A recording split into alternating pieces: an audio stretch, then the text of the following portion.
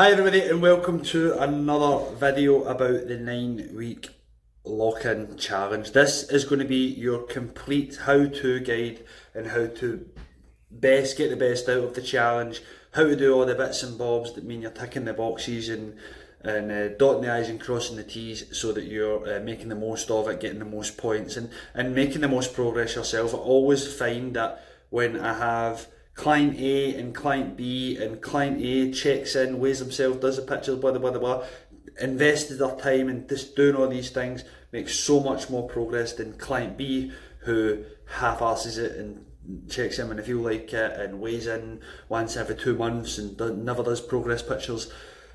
Client A always wins, without a doubt. So for this next 9 weeks, everybody is going to be client A, and I'm going to be on top of you, making sure you're doing it. This guide is going to show you how to do it so you can do it on your own accord, but I will be keeping you accountable during that as well. Right, let's go. So one of the first things that we're focusing on is building new habits, and habits drive change. If nothing changes, nothing changes. So there will be different habits that we'll be looking to consistently achieve each and every day and week on week, and these will show in your app on the home screen on your dashboard, if you like. One of the key things is that you need to make sure before the challenge starts, if you haven't already, is that all your third-party apps are synced and linked up to the dynamic coaching app. So we need if you're using MyFitnessPal, make sure it's synced, make sure it's a public diary. If you're using a smartwatch, Garmin, Apple, Samsung, Fitbit, any of those, you need to make sure that they're synced and they're sharing your step info, your sleep info. If you weigh yourself using a Samsung scale, that's synced. All these sort of stuff needs to just be in sync. It's very easy to do on the app. Bottom right hand corner, you'll see it, and you can just go through the settings. But if you need an instructional guide, just message me and I'll send you the guide right over. So habits, first of all, we're just going to talk about the step habit. Now, although steps sync to the app and it will show me that client A has done 10,000 steps, brilliant, you still need to go into the app each and every day and tick that wee box. It will say 10,000 steps on this occasion, it will say 10,000 steps. Tick the box and just confirm that you've done it. That will start the streak. That then lets me see that you're on a 7-day streak, a 14-day streak, a 21-day streak, so on throughout the whole 9 weeks. And that's what gets you points on the board, right? Weigh in. Now, recording your weight on a regular basis is key to seeing trends and noticing what's happening with your weight. Hopefully we are losing body fat and building muscle at the same time. Hopefully we're losing fat over the time period. So although Monday it might be 100 kilos and Wednesday it might be 101 kilos and then on Friday it might be 98 kilos, that trend would show the average. We compare the average from week 1 to week 2 to week 3, so on and so forth, and we should be seeing it come gradually down. If it's not coming gradually down and that's your goal, then something needs to change in order to make that happen. So we're going to weigh in. The app will schedule that for you. Oh, it's already scheduled. The app will ask you to input your weight on a Monday, a Wednesday and a Friday. So after the weekend, before the weekend, and at some point during the week. Again, this will show you how to do it. It will say track body stats.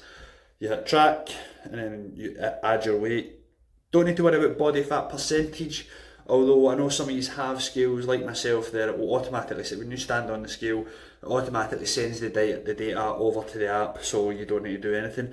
But this is one of those habits where it has to be done first thing in the morning. So habit stack this on top of brushing your teeth every morning. You brush your teeth every morning, you stand on the scale and you weigh yourself, you take note and you input it. Just input it straight away into the app, and then it's not forgotten about, or get a fancy scale and it will sync over. Check-ins. So Sunday is when I will send out the check-ins. I'll send them through the app in the messenger section of the app. Like I said in the other video, I'll review your progress and adjust, make any adjustments as needed. And again, the more open and honest you are with me, the more I can help you achieve your fitness goals. So check-ins, here it is here. That is your dashboard.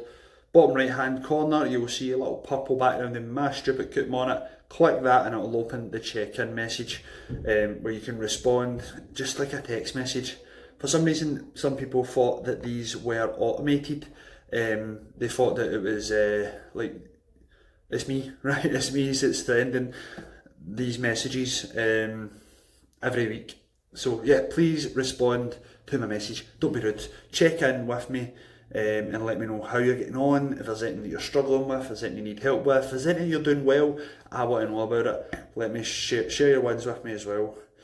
Right, workouts. So workouts, each and every person will be on their own individualised workout to a certain extent. Workouts are all loaded onto the app. You can reschedule the days of the workouts to do any day you want.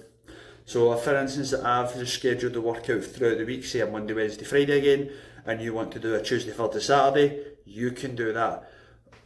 On the workouts, so we kettlebell at the bottom of the screen, at the bottom of your dashboard, click that and you can just do the workouts when you like, or you can go back or forward in the days and pick which workout you want to do. Ideally, if you're on a split where it's upper lower, or push-pull legs, that you follow it in that manner. However, most of you are on a full body split, so it doesn't matter which workout you do, and which order you do it, and just allow a day of rest between each workout to allow the body to fully recover. So, and progressive overload, as I always say, is key to making sure that we're making progress. So again, here's how to load up a workout. So here, it'll appear on the dashboard, it will maybe say full body 1, this one says lower body pump and abs. Hit start, make sure you toggle that wee box up the top that says autofill stats. If you haven't done a workout on that before, this won't work for you, but if you have, then toggle that and it will just preload all the numbers, and all you need to do is go in and change if you're making any changes to the weights that you're lifting. Hopefully you're lifting heavier, hopefully you're lifting more reps, and you're beating last week. The last screen when you finish the workout, the wee fire symbol one, let me know how hard it was. You can leave any nasty comments in there that you like. I do get a few. I know that you love to leave me them, so you can write whatever you want in there. No one else sees it. Progressive overload, like I just spoke about, this is the only way that you will build strength and make real progress in the gym. The goal in the gym is to build muscle, and muscle grows by adapting to the stress that we place on it. Each exercise in the workout will have normally a target rep range. For instance, this one is 8 to 12 reps. So if you manage 3 sets of 12 reps with a 20 kilogram dumbbell, for say, the next time you should be looking to progress that. So that could mean increasing the weight and going back down to 3 sets of 8 with 22.5 as it says there. Or it could mean, if the 22.5 is a wee bit too much of a jump for you, it could mean increasing the rep range. Speak to me before you do that, or slowing down the tempo, or improving your form with the 20 kilo before making that jump to the 22.5. But ideally, if you can do 3 sets of 12 with a 20, you probably most likely can do 3 sets of 8 with a 22.5, and then in which case the following week you'd be looking to get 3 sets of 9. I hope that makes sense. Right, progress pictures. So these are also scheduled in your app. This is a 9-week challenge. So we are looking for progress pictures every 3 weeks, as there is 3-phased exercise programming, 3-phased workouts if you like. So it's good every 3 weeks, the sort of block changes, and it makes it a wee bit harder. It changes the style of training as such every 3 weeks. So every 3 weeks we'll be looking to take progress pictures. Men, just wear your boxer shorts or shorts if you like, and women, sports bra and shorts if you like. Whatever you feel comfortable taking a picture in is absolutely fine.